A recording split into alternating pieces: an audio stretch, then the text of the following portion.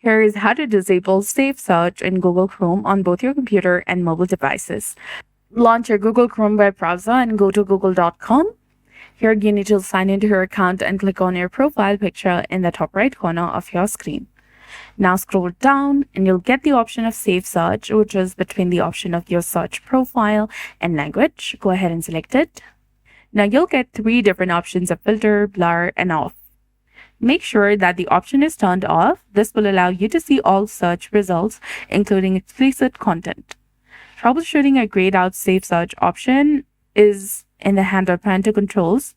You can click on the 3 vertical dots in the top right corner of your Chrome, then select Settings. On the left, select Reset Settings and choose to restore settings to their original defaults. And after resetting, try searching on Google again and you should now be able to disable Safe Search. So that's it. I hope you found this video helpful. If you did, please like, share, and subscribe. Thanks for watching. We'll see you again in the next one.